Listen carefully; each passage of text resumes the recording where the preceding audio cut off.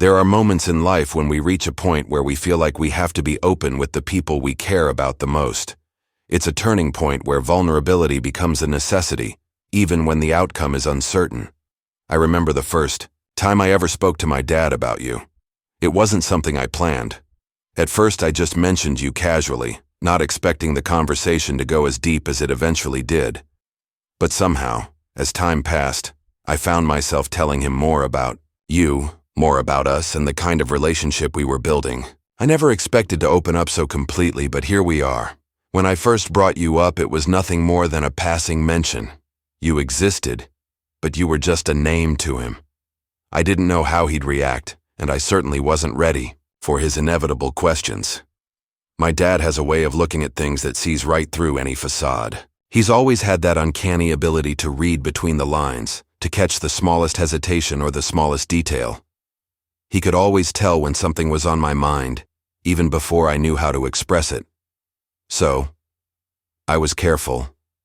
I only told him about the basics. How we met, how we clicked, the first time we spent hours talking without realizing how quickly the night had slipped away. I wasn't ready to share everything, but as I kept talking about you, I couldn't stop. Little by little, I let him in. I told him about your laugh, the way you laugh with your whole heart, and how infectious it is. It's a laugh that fills a room, a laugh that could lift anyone's spirits, no matter what kind of day they were having. Then, I told him about your tendency to overthink things when you care too much, how your mind races over the smallest details, making sure everything is just right, even when it doesn't need to be. I described how you hold your coffee cup with both hands, as if it was a small moment of comfort for you, something simple but meaningful.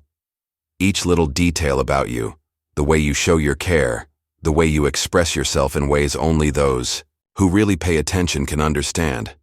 I found myself telling him all of it. I didn't stop there. As our relationship deepened, I told him more. I talked about how you challenge me, how you never let me get away with half-truths or vague excuses. You make me want to be better, to strive for more even on the days when I don't feel like putting in the effort. I shared the parts of you that weren't always easy to discuss, the fears that you only whispered to me late at night when the world felt a little quieter, and the past that had shaped you, the losses that still affected you even though you'd learned to carry them. But the hardest part, the one I wasn't sure I was ready to share, was the fear I had. I was afraid that, despite everything, you wouldn't be accepted the way I hoped you would. I feared that my dad's disapproval would plant seeds of doubt, that I would find myself questioning us, questioning you, when all I really wanted was your acceptance, your love, and your support. I wasn't sure what his reaction would be, but I knew it was something I needed to face. When I finished speaking, my dad was quiet for what felt like an eternity. His gaze was steady but unreadable, and I felt like a child again, waiting for him to tell me if I was making a mistake or if he was proud of the choices I was making. Finally, he spoke, his voice calm but firm. "You must love her a lot," he said. I opened my mouth, ready to argue. I was about to tell him that love wasn't the issue, that it wasn't just about that. It was about finding someone who accepted me for who I am, someone who saw me for the person I wanted to be, and someone who challenged me to grow. But before I could speak, my dad interrupted. "You already know what you have to do." The words hit me hard. What did he mean? I asked, confused. What does that mean? He leaned forward, and for the first time I saw something softer in his eyes, something more understanding. "It means my opinion doesn't matter as much as yours does," he said simply. At first, I didn't understand. It didn't make sense to me. My dad had always been a big influence on my life, and his approval, or lack of it, had shaped so many of my choices. So, for him to tell me that his opinion didn't matter, it shook me. It felt like a strange kind of freedom. And yet, it made me uneasy. He continued, "You've already made your choice, haven't you?" I thought about you then, the way you looked at me, always waiting for a sign, always uncertain whether I would leave. I realized then that I had already made my decision. There was no hesitation left in me. Yes, I thought to myself, I had chosen you, and I wasn't backing down. When I left the room, those words lingered.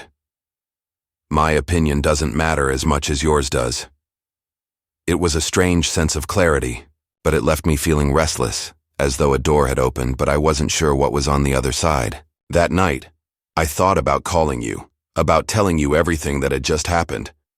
But then, I hesitated. Would you see this as progress, or would you hear the uncertainty in my voice? I knew you well enough to know that you could, read between the lines, that you could tell when I wasn't fully sure of myself. I knew that if I was unsure, you'd feel it too. After a moment, I picked up my phone. I needed to tell you everything, to share the doubts and the fears I hadn't yet voiced, and so I called. When you answered, I could hear the concern in your voice, the slight question in your tone. I told you. I talked to my dad. I told him everything about you, about us. There was a pause. I could feel you processing what that meant. I didn't know what you were thinking, but I knew that you were waiting for me to tell you how he felt. And when I did, I could hear your breath catch. He didn't reject you, you asked softly. No, I said, but he needed to know that I was certain. He wanted to make sure I wasn't going to regret it. The silence stretched out before you spoke again. And are you? Without hesitation, I replied, yes. On the other end of the line, I could hear the shift, the change in your breathing and your heart. You didn't need to hear anything more than that. You needed to hear me say that I was certain. And I was. Then, after a long pause, you said, I don't want to be a decision you have to defend. I just want to be yours. A lump formed in my throat. The simplicity of your words, the raw honesty, struck me deeply. And for the first time, I didn't feel the weight of needing anyone else's approval. It was just us. The next step was clear. I wanted you to meet my dad. It wasn't going to be easy, but it was something that had to happen.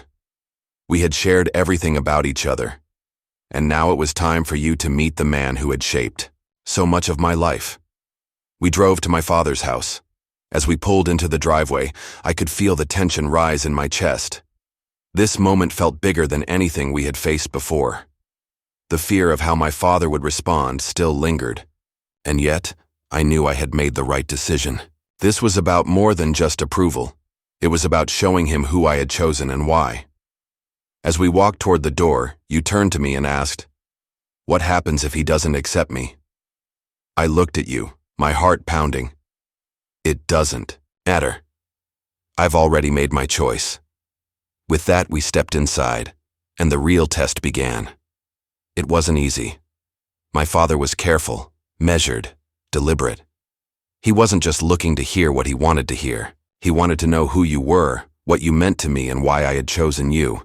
The questions came, and I could feel the weight of each one. But with every answer you gave, I saw a shift in my dad's eyes, a slow but undeniable change. By the end of the night, I wasn't sure where things stood, but I did know one thing for sure.